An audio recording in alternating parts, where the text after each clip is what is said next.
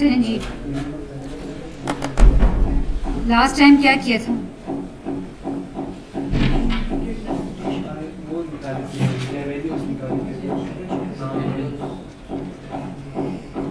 We started with the customer based simulation. ठीक, और simulation हमेशा किस चीज़ की होती है? मॉडल की होती है. जो मॉडल हम डिस्कस करें that is a queuing model.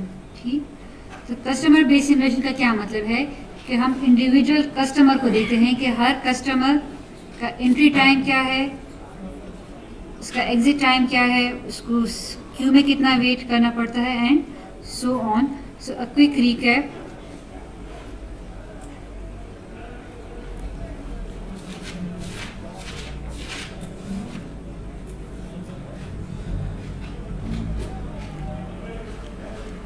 चलिए, this was the customer base simulation. X क्या रिप्रेजेंट कर रहा है? जो वैल्यूज हमें ऑलरेडी गिवन होगी वो कौन सी होंगी?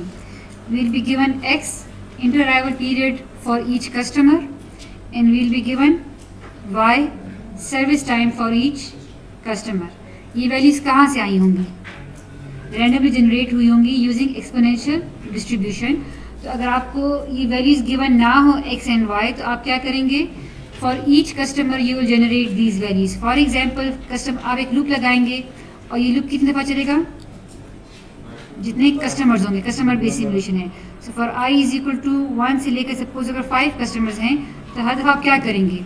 आपने इंटर अराइवल टाइम अगर नहीं गिवन तो आप कैसे जनरेट करेंगे?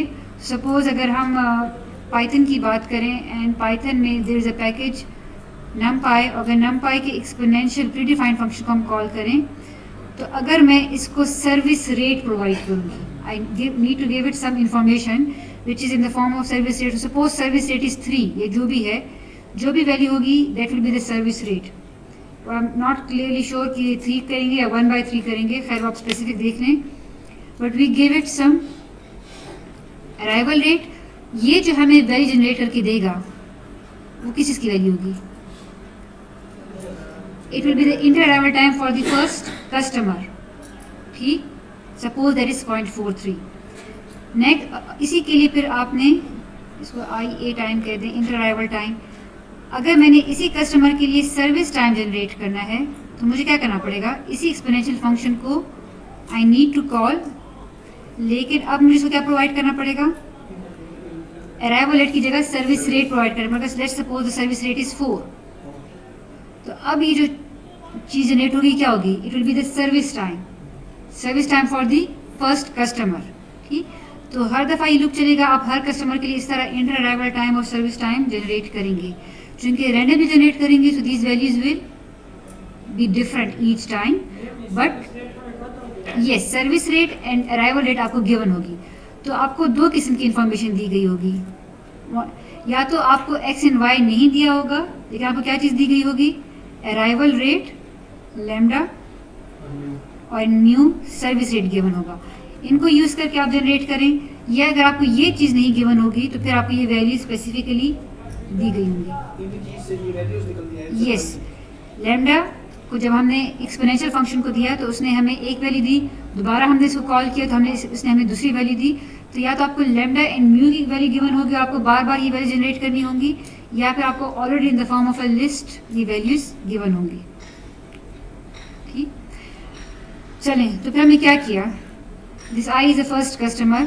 सो if the inter arrival time for the first customer is 0.43, so the entry time will B 0.43. ठीक, ये इंटर अराइवल टाइम क्या शो कर रहा है कि सिमुलेशन के स्टार्ट होने से लेकर पहले कस्टमर के आने के दरमियान कितना टाइम लगेगा? 0.43. तो पहले कस्टमर कब पहुंचा? 0.43 पे.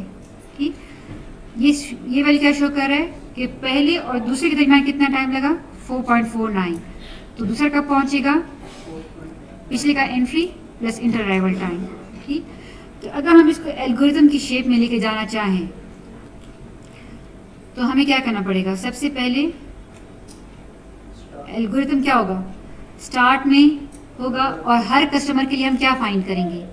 पहले हम क्या चीज़ फाइंड करेंगे? T enter and T enter I. And T enter I का क्या मतलब है?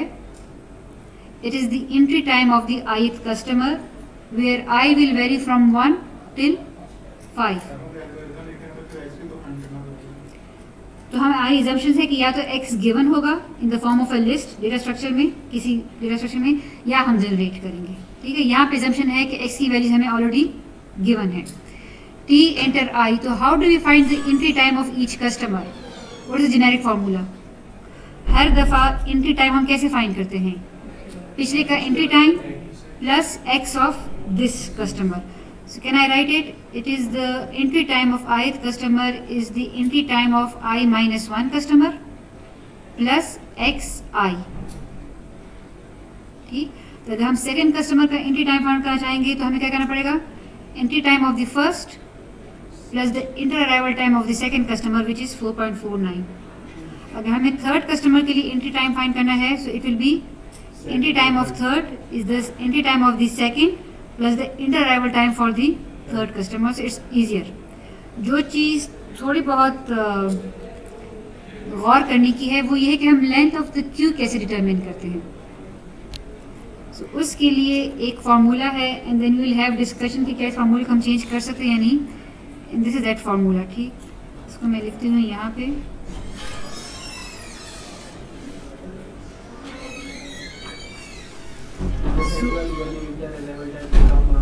यस, ठीक, ऐसे ही कुछ करेंगे लेकिन इसको थोड़ा सा सिंप्लीफाइड फॉर्म में लिखते हैं। Length of the queue is equal to sum of j is equal to 1 up to n। ये लेंथ ऑफ द क्यू हम किसके लिए फाइंड कर रहे हैं? ith कस्टमर के लिए। ठीक, so if the ith customer comes LQ will be j is equal to 1 up to I minus 1 ZJ। इसको हम कैसे रीड करते हैं? सपोज हम सेकेंड कस्टमर के लिए फाइंड आउट करना चाहते हैं कि जब सेकेंड कस्टमर आया तो what is the length of the Q. तो इसको मैं कैसे लिखूंगी? Length of the Q will be J की वैल्यू कहाँ से स्टार्ट हो रही है? हमेशा 1 से स्टार्ट होगी। कहाँ तक जाएगी? I माइनस 1 तक। So if I is equal to 2 तो I माइनस 1 क्या होगा? 1 ZJ। So this will be only Z1। 1 से स्टार्ट होकर 1 पे जाएगी तो E की वैल्यू आएगी। But if I is equal to 2 sorry I is equal to 3 तो लेंथ ऑफ द क्यू हम कैसे डिटरमिन करेंगे? Now J is from 1 up to I minus 1। If I is 3 ये 2 तक जाएगा एंड ZJ तो दिस इज इक्वल टू, पहले J की वैल्यू 1 से स्टार्ट कर रहे हैं। J की वैल्यू 1 प्लस J की वैल्यू 2, तो हमें Z1 और Z2 को ऐड करना है। लेकिन ये Z1 Z2 है क्या चीज़, इसको हम डिस्कस करते हैं। पहले सिर्फ इस समेशन को सीख लें कि समेशन का क्या मतलब होता है। अगर I इज इक्वल टू 4 होगा तो लेंथ ऑफ द क्यू क्या होगा? J 1 से स्टार्ट होगा up to 3 ZJ which is equal to Z1 plus 2 plus Z3। ठीक, so what does this ZJ represent? ZJ represent किसी को कर रहा है? सो इसकी वैल्यू या तो 1 होगी या 0 होगी। ठीक, और 1 कब होगी? if the exit time of J customer is greater than equal to entry time of ith customer। इससे क्या मतलब है? तो अगर ये कंडीशन ट्रू होगी तो 1 मिलेगा, अगर ये फॉल्स होगी तो ZJ को 0 मिलेगा। सो Z1 की वैल्यू क्या है? ये किस पे डिपेंड करेगा? अब यहाँ पे I और J की वैल्यू क्या है? इस केस में I क्या है? 2 है और J की वैल्यू कहाँ से जाएगी? 1 से लेकर 1 तक ही जाएगी। तो Z1 की वैल्यू क्या होगी? या तो 1 होगी या 0 होगी। कब हम किसका एग्जिट टाइम देंगे? J का। J की वैल्यू क्या है? 1 और I की वैल्यू क्या है? I की वैल्यू यहाँ पे क्या है? 2। तो हम यहाँ पे क्या देख रहे हैं कि क्या सेकेंड कस्टमर के एंट्री टाइम से अगर पहले कस्टमर का एग्जिट टाइम ज़्यादा है, इट मीन्स कि पिछले वाले ने भी लीव नहीं किया और सेकेंड आ चुका है, that's why Z1 should be 1। ठीक, लेकिन अगर पहले का एग्जिट टाइम एंट्री टाइम से छोटा है तो इट मीन्स कि वो जा चुका है, तो फिर Z1 की वैल्यू क्या हो जाएगी? 0। तो लेट्स सी कि इस केस में क्या हो रहा है।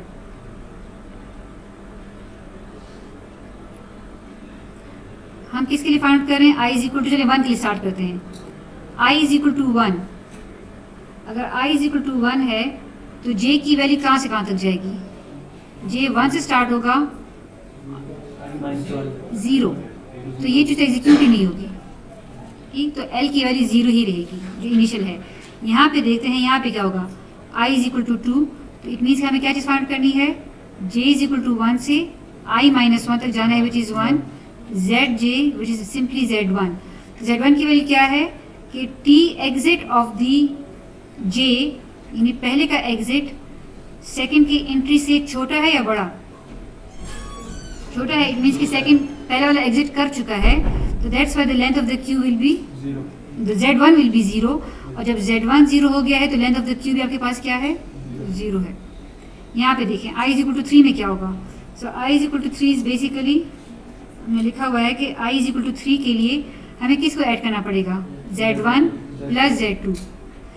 और z1 कैसे फाइंड, इट मीन्स कि हम क्या करें, थर्ड कस्टमर के लिए हम क्या देख रहे हैं कि क्या पहले का एग्जिट थर्ड की एंट्री से बड़ा है या छोटा। अगर पहले का एग्जिट थर्ड की एंट्री से बड़ा है, इट मीन्स कि z1 की वैल्यू हो जाएगी 1, यहाँ पे है 3 में, ठीक है। तो पहले का एग्जिट थर्ड की एंट्री से बड़ा है या छोटा, पहले का एग्जिट थर्ड की एंट्री से छोटा है या बड़ा, छोटा है। नहीं, हम 1 से स्टार्ट करते हैं, तो हर दफा ith कस्टमर के लिए हम 1 से स्टार्ट करके हर एक का देख रहे होते हैं, ठीक। यहाँ पे देखिए j 1 से स्टार्ट होकर 2 तक जाएगा, तो z1 की वैल्यू क्या होगी, z1 की वैल्यू होगी इधर 1 और 0, j की वैल्यू यहाँ पे 1 है, तो इट मीन्स कि हमें किसका फर्स्ट का एग्जिट टाइम को कंपेयर करना पड़ेगा किसकी एंट्री टाइम से, थर्ड की एंट्री टाइम से, z1 के लिए। z2 के लिए हमें क्या करना पड़ेगा, सेकेंड के एग्जिट टाइम को कंपेयर करना पड़ेगा थर्ड की एंट्री टाइम से, क्लियर है। हमें हर एक का एग्जिट टाइम कंपेयर करना पड़ेगा, तो पहले का एग्जिट टाइम चूंकि थर्ड की एंट्री टाइम से कम है, तो z1 की वैल्यू क्या हो जाएगी, 0 हो जाएगी।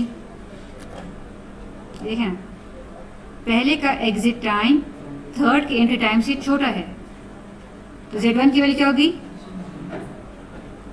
0। z2 को देखें, z2 के लिए हम सेकंड का एग्जिट टाइम कंपेयर करेंगे थर्ड के एंट्री टाइम से, तो सेकंड का exit time is greater than, second का जो एग्जिट टाइम है ये थर्ड के एंट्री टाइम से ग्रेटर है, तो z2 की वैल्यू क्या हो जाएगी आपके पास 1, तो लेंथ ऑफ द क्यू आपके पास क्या आई है 1, that's why we have 1 over here. अब 4 के लिए करके देखें,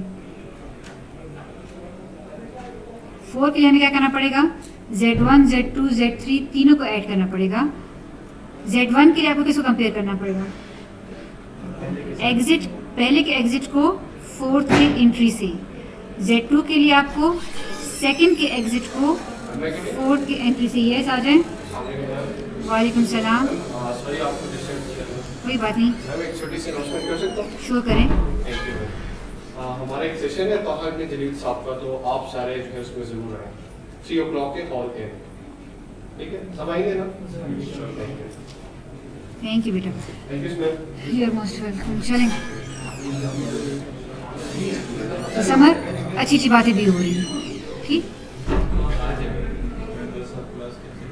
3 बजे अगर मेरी होती तो मैं आपको ले जाता, अभी जब सेशन कहाँ लेके जाऊँ, ठीक। चलें, क्या कह रहे, कहाँ लेके जाए,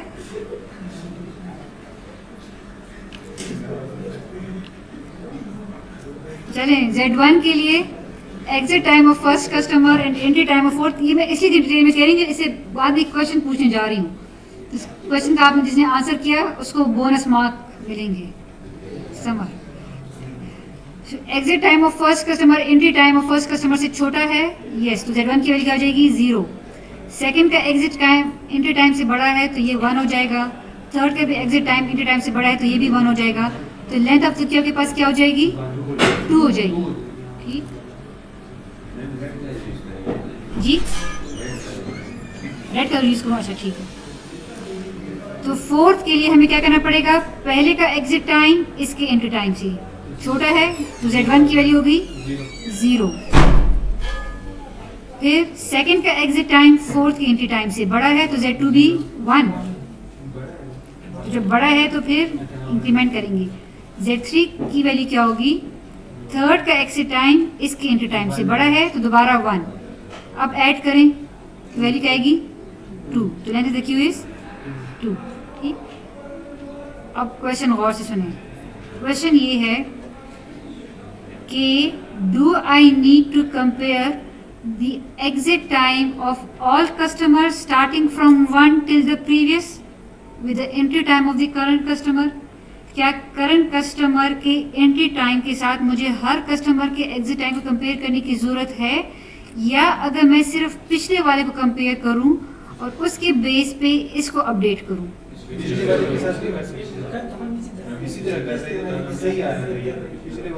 लेकिन there can be a scenario जहाँ पे ये गलत भी हो सकता है, इसलिए तो ये हमें सबको ऐड करना पड़ रहा है। तो ज़रा सिनेरियो बताएं। पहले क्वेश्चन समझिए, मेरा क्वेश्चन क्या है।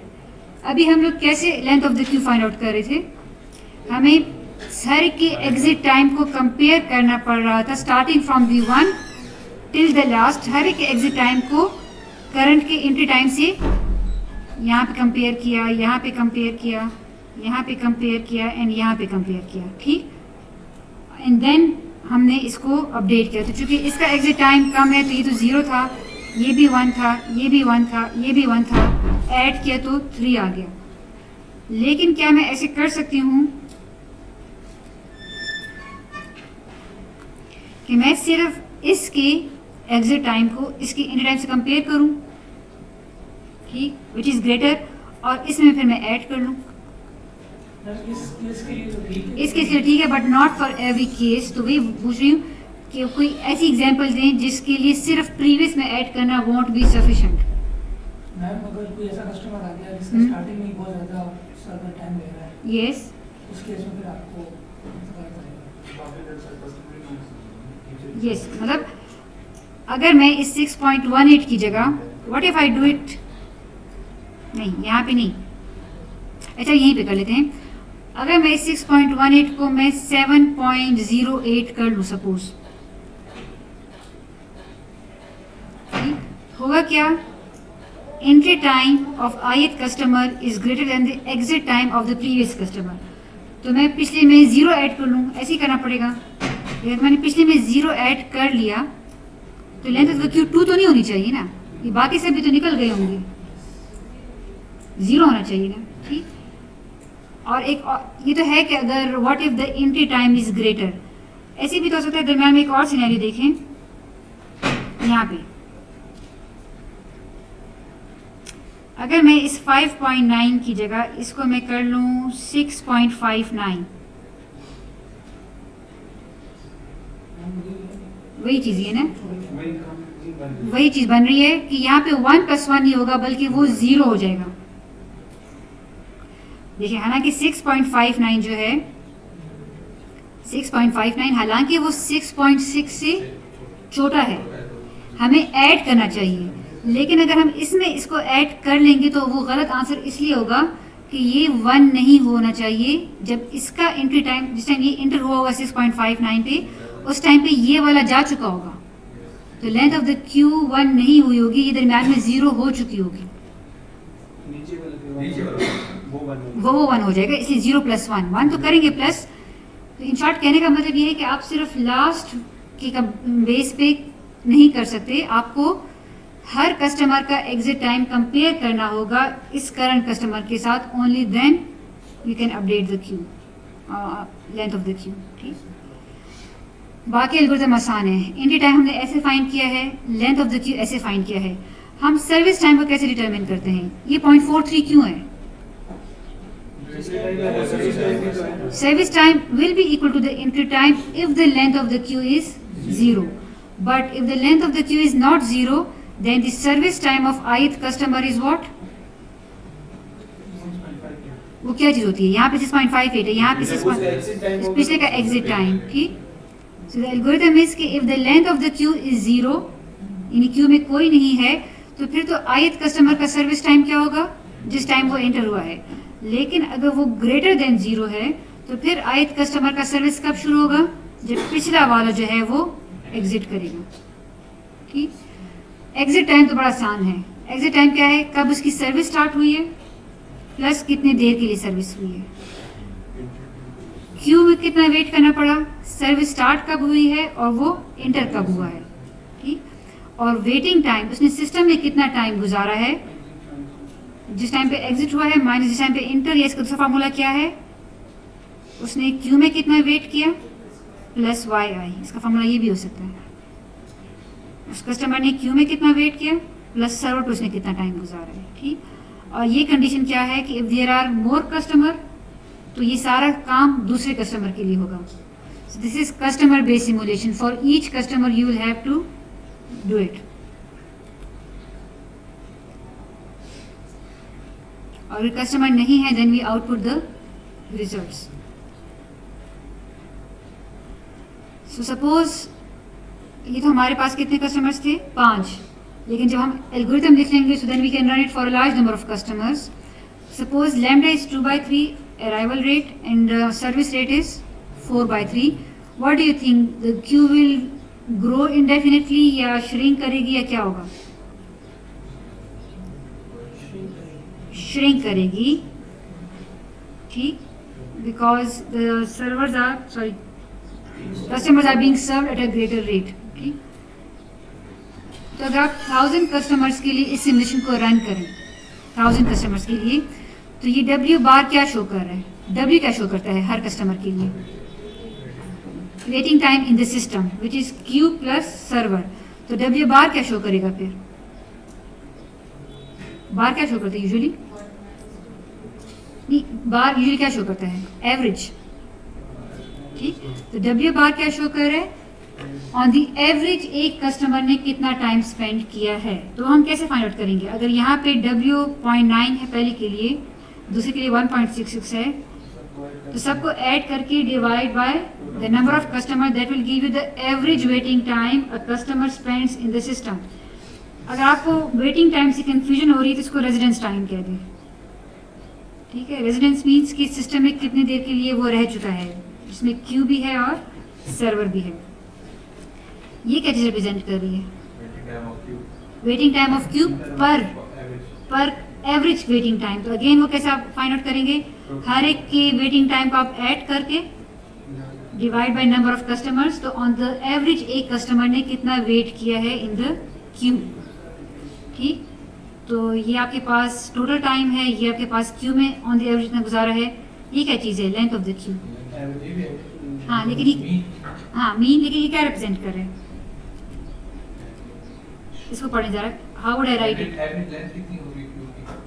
हाँ लेकिन एवरेज कैसे फाइंड आउट करेंगे, एवरेज क्यू लेंथ व्हाट पर क्या,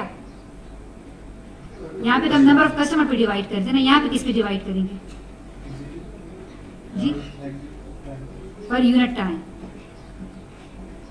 ये आपको क्या शो करता है कि अगर आप सिमुलेशन कर रहे हैं, ठीक, एंड सपोज 20 टाइम यूनिट्स गुजर चुके हैं, तो हर टाइम यूनिट में देखिए, हर टाइम यूनिट में length of the Q very करेगी। हो सकता है पहले टाइम यूनिट में कोई कस्टमर क्यू में ना हो सकता है दूसरे टाइम यूनिट में 1 आ जाए, हो सकता है दूसरे में 2 आ जाए, हो सकता है तीसरे में दोबारा से 0 हो जाए, चौथे टाइम यूनिट में 1, 2, 3 करके।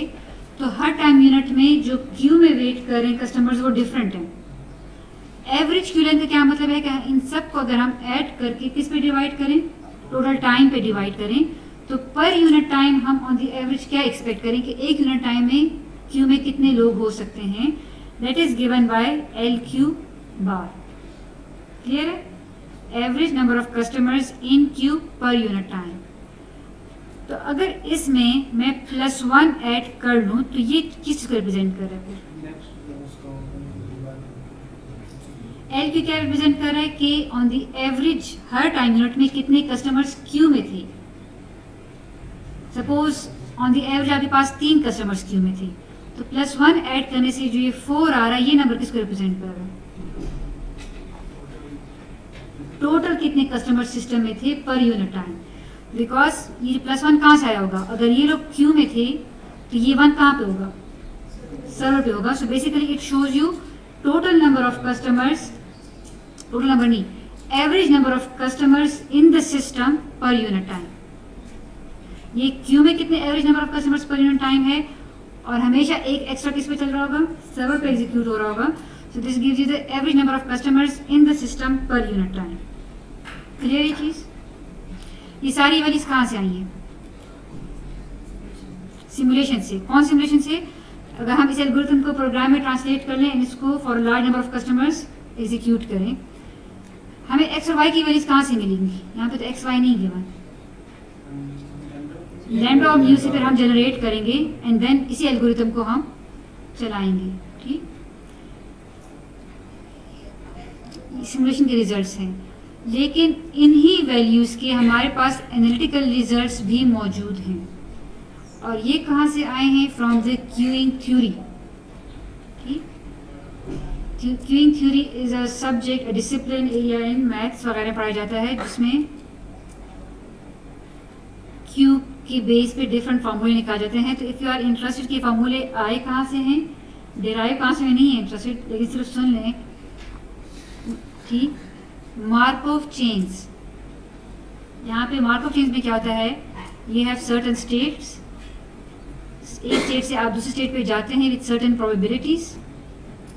ठीक, एंड इस स्टेट पे जाने की प्रोबेबिलिटी इससे इंडिपेंडेंट है कि आप इससे पिछले कहाँ पे थे। है इस तरह की चीज़ें करके हम ये फॉर्मूले निकाल सकते हैं। तो इफ़ यू आर इंटरेस्टेड जी, यस, तो मार्कोव चेन्स को यूज़ करके ये फॉर्मूले निकाल गए हैं।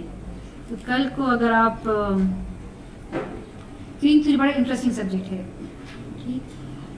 बिकॉज क्यू का कॉन्सेप्ट रियल लाइफ में हर जगह है, तो पढ़ लें किसी अच्छे फ्री टाइम में, तो इंटरेस्टिंग रीड है। सो ये फार्मूला है 1 by mu minus lambda, where mu is the service rate, lambda is the arrival rate. तो ये आपको देगा एवरेज क्या, average residence time per customer, कि एक कस्टमर ने ऑन द एवरेज सिस्टम में कितना टाइम गुजारा है, विच इज़ 1.5। तो एनालिटिकल वैल्यू ये आ रही है, सिमुलेशन से वैल्यू ये आ रही है, क्लोजर है। And how we can improve this value further? मजीद नंबर ऑफ कस्टमर्स बढ़ा दें। ठीक, इसी तरह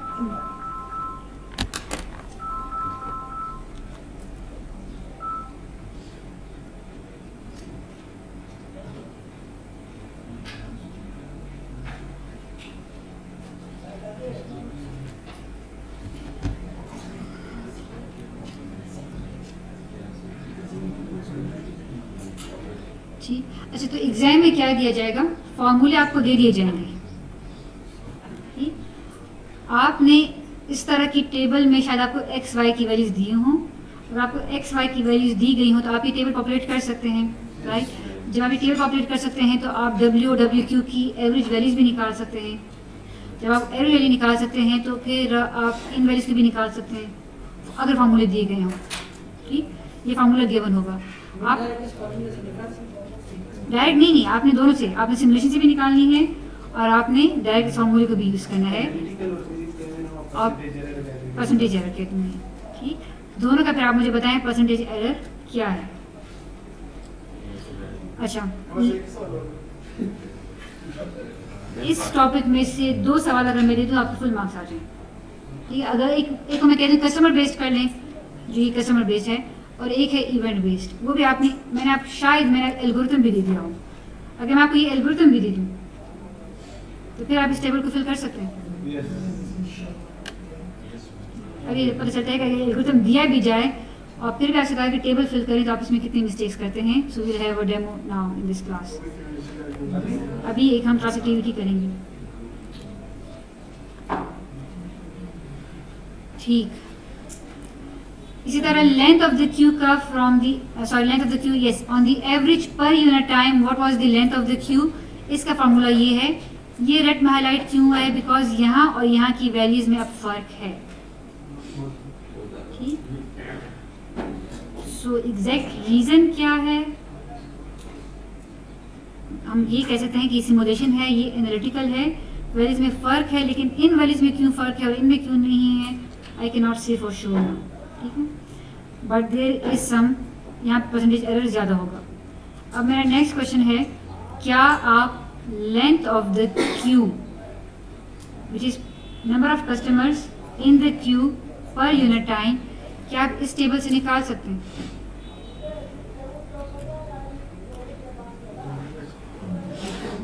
क्वेश्चन है find LQ bar from this table, where LQ bar is what? Average number customers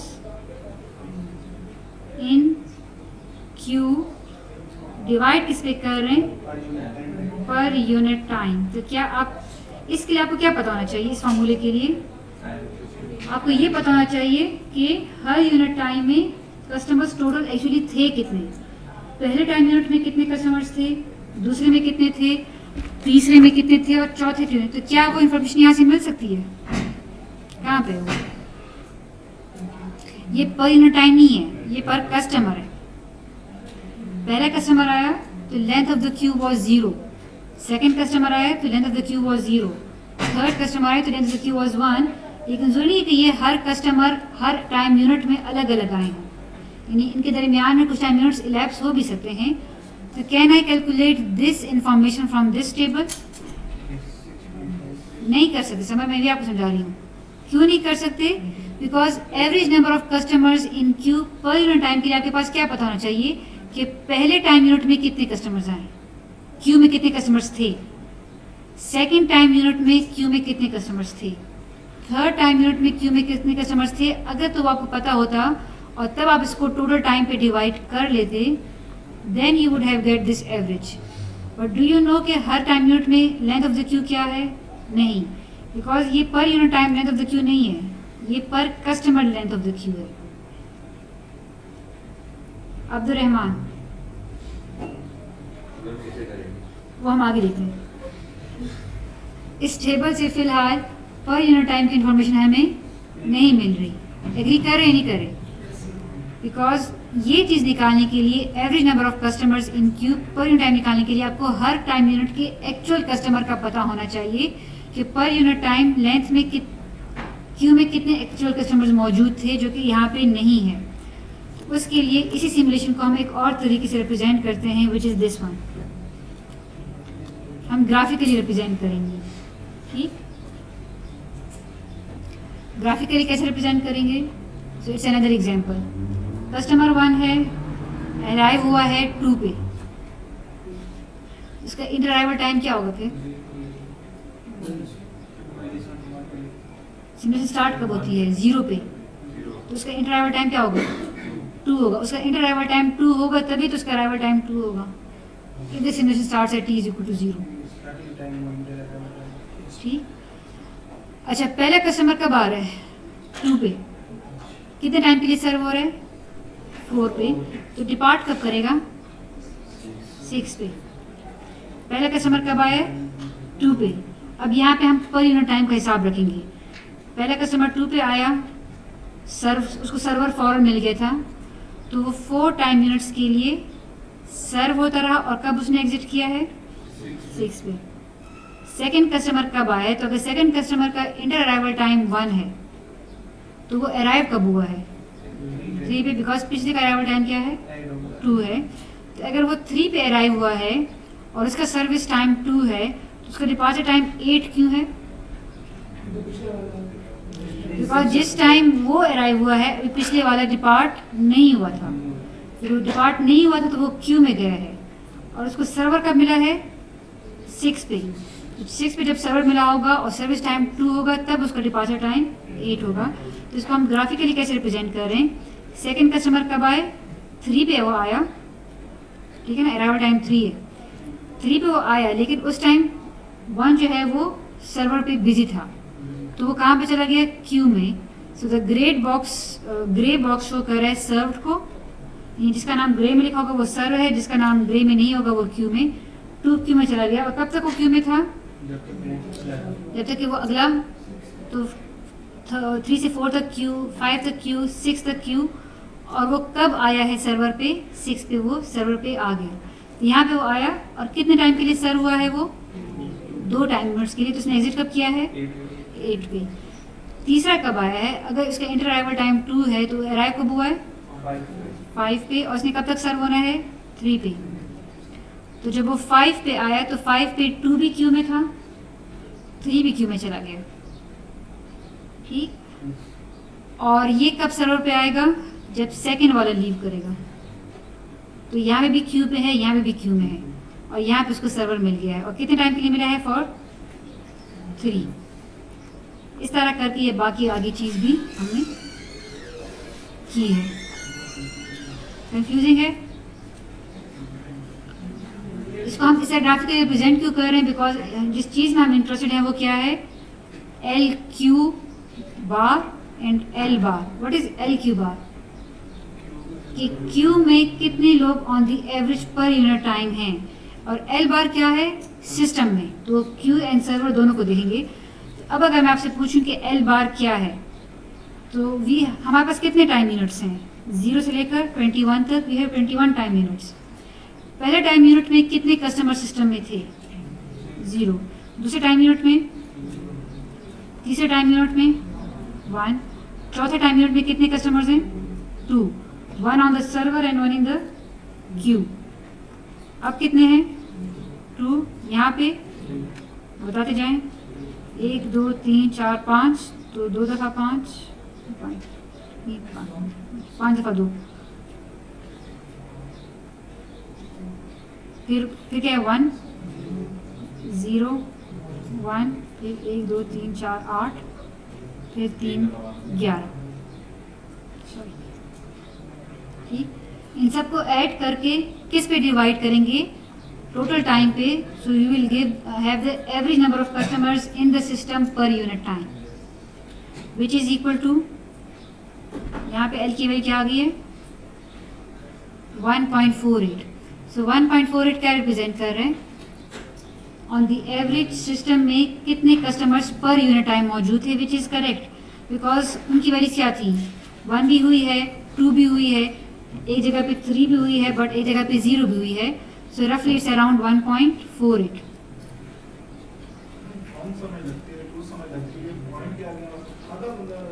तो एवरेज हमेशा ऐसे होते हैं, ठीक। एवरेजेस हमेशा मोड नहीं है ना, मोड में ही एक्चुअल वैल्यू आती है, ठीक। मीडियन में भी एक्चुअल वैल्यू आती है, बट मीन में you do not have the actual values. Mean mode या ये तो मैं दूंगी पेपर में, पेपर इससे प्यारा लगेगा मजीद, ठीक है। चलें, एल बार हमने निकाल दिया है, लैम्डा कैसे निकालेंगे, व्हाट इज लैम्डा? लैम्डा क्या चीज़ है, अराइवल, क्या अराइवल रेट, सही बात क्या करें, ठीक है। अराइवल टाइम ही नहीं है, इट्स एवरेज अराइवल रेट। इसका फॉर्मूला क्या होगा, नहीं, अगर बेस्ड ऑन दिस, वो प्रोबेबिलिटी ऑफ टी जो था वो ई माइनस लैम्डा टी था। ये लैम्डा खुद कहाँ से निकालेंगे, अगर आपको ये सिमुलेशन दी गई। अराइवल रेट क्या मतलब है कि पर यूनिट टाइम कितने कस्टमर अराइव हो रहे हैं, तो मुझे बताएं वो कैसे निकालेंगे। फॉर्मूला क्या होगा, number of customers, yes, total customers आपके सिस्टम में कितने आए, डिवाइड बाय टोटल टाइम। तो आपके सिस्टम में कितने कस्टमर्स आए, 8, और कितने टाइम में आए हैं, 21। तो ऑन द एवरेज कितने कस्टमर्स आ रहे हैं आपके पास, 8/21 विच इज 0.38। अब कोई मुझे डिफरेंस बताए, लैम्डा में और एल बार में क्या डिफरेंस है। ये भी कस्टमर का बता रहे हैं, दोनों में नंबर ऑफ कस्टमर्स है, यस। लैम्डा आपको बता रहा है कि पर यूनिट टाइम कितने कस्टमर्स कॉलिंग पॉपुलेशन से निकल के आपके सिस्टम में आ रहे हैं, जबकि एल बार आपको बता रहे हैं कि पर यूनिट टाइम कितने कस्टमर्स आपके सिस्टम में मौजूद हैं। ये फ़र्क है, ठीक। दिस शोज द अराइवल, ये अराइवल शो करता है, पर यूनिट टाइम कितने कस्टमर्स अराइव होंगे। ये शो करे पर यूनिट टाइम कितने कस्टमर्स आपके सिस्टम में मौजूद हैं, या तो क्यू में प्लस सर्वर। तो लैम्डा 0.38 है, इट मेक सेंस, बिकॉज कभी कभार कोई कस्टमर नहीं आ रहा होता, यहाँ कोई कस्टमर नहीं आ रहा, और ज़्यादा से ज़्यादा या तो एक कस्टमर आ रहे हैं पर यूनिट टाइम, ठीक। कभी ऐसा हुआ है कि एक यूनिट टाइम में 2 कस्टमर आ गए हों, नहीं, एक आया, ये भी एडिशनल एक आया, यहाँ भी एडिशनल एक आया है, दो एक साथ नहीं आए, तो दैट्स वाई हमारे पास द वैल्यूज अराउंड 0.3। कभी कभार कोई नहीं आया, और अगर आए हैं तो सिर्फ एक एक आए हैं, आ सकते हैं, बट यहाँ पे नहीं है, ठीक है। सो लैम्डा की वैल्यू है 0.38, एल की वैल्यू जो भी है। सो अब मुझे बताएं डब्ल्यू जो है, अगर मैं लिखूँ एवरेज डब्ल्यू, इसका क्या मतलब होगा? डब्ल्यू बार का क्या मतलब है? Average waiting time of each customer, कि एक कस्टमर ने सिस्टम में कितना टाइम गुजारा है ऑन द एवरेज, उसका फार्मूला क्या होगा?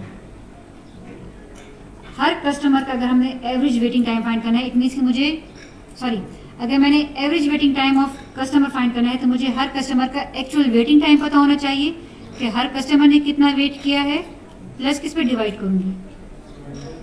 टोटल नंबर ऑफ कस्टमर्स पे। तो पहले कस्टमर ने कितना वेट किया है, वेट मीन उसने सिस्टम में कितना टाइम गुजारा है, पहले कस्टमर ने 4 टाइम यूनिट गुजारे हैं। सेकेंड कस्टमर ने कितना टाइम गुजारा है? 5। 3 टाइम यूनिट उसने क्यू में गुजारे हैं, 2 टाइम यूनिट उसने सर्वर पे। तीसरे कस्टमर ने कितना टाइम गुजारा है? 6। फोर्थ ने, फिफ्थ ने कितना कस्टमर टाइम गुजारा है? 2।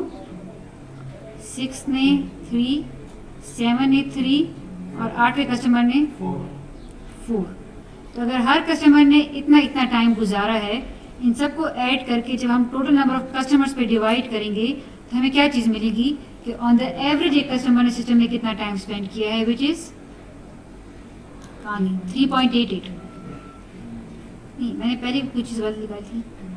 अच्छा, so L is 1.48, lambda is 0.38 and W is equal to 3.88। ठीक। सो लिटिल्स लॉ आपको क्या कहता है? लिटिल्स लॉ स्टेट्स दैट जो W की वैल्यू है, it is the product of W की नहीं, L की value, sorry, L is lambda multiply W। ठीक है, ये क्या शो कर रहा है? पर यूनिट टाइम कितने कस्टमर्स आ रहे हैं, और फिर हर कस्टमर ऑन द एवरेज कितना टाइम गुजार रहा है।